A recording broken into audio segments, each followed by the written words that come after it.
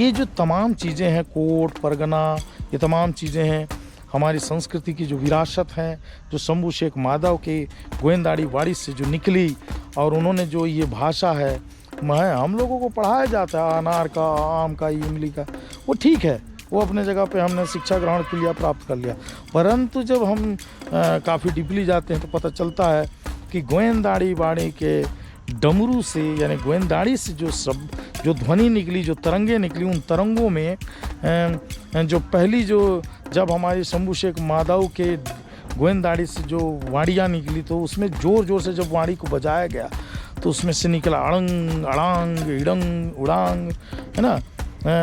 तो अड़ंग अड़ांग इड़ंग इड़ांग उड़ंग उड़ांग इड़ंग इड़ांग उड़ंग उड़ांग अवड़ांग अमड़ांग अहड़ांग, इस तरह के जो धुन निकले, उन शब्दों को हमारे जो गोंडवाना के, जो कोया पुनेम के, जो पहांदी पारी कुपालिंग जो संस्थापक थे, जो जिन्होंने कोया पुनेम के मार्ग और शर्री के रास्तों को बताया, जिन्होंने हमको जानकारी दी कि यह कोया पुनेम का सत्य मार्ग है और इस मार्ग पर हम लोगों को चलना चाहिए। तो मेरे प्रिय सगाजनों, आप सबको बताना चाहूँगा कि उस सत्य मार्ग के जो ज्ञाता थे, उन्होंने जब उनके कानों में यह वाणी, ये ध्वनि, शंभू शेख की जो ध्वनि जब वहाँ पर पहुँची उनके कानों में, तो उन्होंने उन शब्दों को संधि विच्छेद करना चालू किया। और जब संधि विच्छेद किया तो मैं बताना चाहूँगा कि जब संधि विच्छेद किया तो संधि विच्छेद में अड़ंग शब्द जब आया तो उसको हमने कहा अड़ न ग। उन्होंने 4 अक्षरों में अलग अलग रूप में उसको संधि विच्छेद किया, अड़ न ग, और उससे जो सुर जो हमको मिली, उसमें जो सुरती मिली वह अना सुरती मिली। अड़ न ग में उन्होंने 2 शब्द को लिया और बाकी शब्द को छोड़ दिया अन, तो अन से अना हुआ, अना से अर्कुन हुआ, और अर्कुन से जो है अना, वो उन्होंने लिंगों ने स्वयं के लिए कहा कि अना अर्थात हुआ मैं। तो ये देखिए, अगर वह शंभू शेख की जो वाणी है, उस वाणी से अगर वो ध्वनि नहीं निकली होती तो शायद मुझे लगता है कि हम लोगों को इतना बड़ा अना सृष्टि यानी शब्द वाणी या व्यंजन वाणी या नहीं मिलती, और वही अना कालांतर में जाकर अनार का बन गया। तो इस तरह से बहुत सारे जो वर्ण व्यंजन है, ये इतनी महान भाषा जिस पे हम लोगों को गर्व करने की आवश्यकता है। और गर्व क्यों ना हो, क्योंकि वह हमारी संस्कृति है, वह हमारी विरासत है, और वहाँ से विरासत से उन लोगों ने धीरे धीरे सभ्यताओं का विकास किया, और सभ्यताओं का विकास करने के बाद धीरे धीरे उन्होंने जिस तरह का विकास करते हुए आगे बढ़े और कोया पुनेम की व्यवस्थाओं को आगे संजोते गए हैं। कोट परगना गढ़, है ना। तो हमने सरगुजा कोट के बारे में जाना है, सूरकोट के बारे में जाना, सूरकोट के लोग हैं, कोई तुर गंड जीव हैं, गंड जीवों का यह धरती। मैं तो ये कहना चाहूँगा कि गोंड का मतलब होता है प्रॉपर्टी।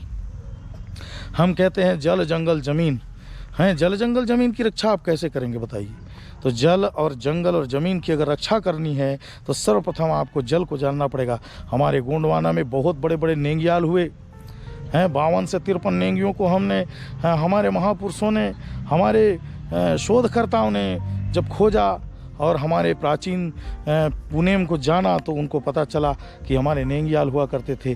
तो जल के जो नेंगियाल थे वो हमारे पनका भाई थे। पनका भाई हमारे गोंड पनका हुए और वो पानी के रक्षक थे। पहांदी पारी को पालिंगों ने सभी को जब गोत्र और टोटमों में विभक्त किया तो उनको जिम्मेदारी भी दी, और उस जिम्मेदारी में जो नेगी का जो कार्यभार जो सौंपा गया वह जो है हमारे पनका भाइयों को, हमारे गोंड पनिका कोयतुर भाइयों को, उनको जो है जल का नेगी बनाया गया। तो इस तरह, और जब गोंड की बात आई तो उसको ज़मीन का नेंगियाल बनाया गया, और जब जंगल की बात आई तो बैगा के रूप में वह जंगल की जड़ी बूटियों को जानता था, इसलिए उनको जंगल का नेंगियाल कहा गया। इस तरह आप कह सकते हैं कि जल जंगल ज़मीन।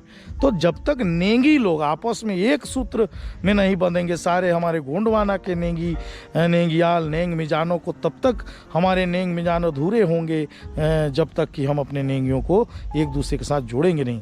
अभी मैं जब आ रहा था तो कोरिया ज़िले में हमारे बहुत अच्छे गोंड पनिका सगा से मुलाकात हुई। लगातार कोया पुनेम के बारे में वो अपने समाज में, अपने समुदाय में लोगों को जगाने का काम करते हैं, लोगों को जानकारियाँ प्रदान करते रहते हैं और उनका हौसला बढ़ाते हैं। और जब हम मिले तो ऐसा लगा कि बरसों से बिछड़े हुए भाई मिल रहे हैं। तो मैं तो कहूँगा कि कई पीरो बिडार कै पीरो बिडार सगाजन कै पीरो, मतलब आप जागो जागो जागो जागो और अपने कोया पुनेम के अस्तित्व को समझो, क्योंकि जब कोया पुनेम से बड़ा कुछ भी नहीं है। यह आदि है, यह अनादि है, यह अनंत है, इससे बड़ा कुछ भी नहीं है, क्योंकि जो हमारा जो चीज़ है वो पुरखों का अस्तित्व है और पुरखों से बड़ा हमारे पास कुछ भी नहीं है। सगाजनों, आप सब इसी तरह मेरी बातों को बड़े ध्यान से आप लोग सुनेंगे, समझेंगे। मैं इसी तरह के पोस्ट, छोटे छोटे पोस्ट भी बीच में मैं लेके आता रहूँगा। आपको सभी को यही कहूँगा अंतिम में कि भाई कै पीरो बिडार सगाजन कै पी।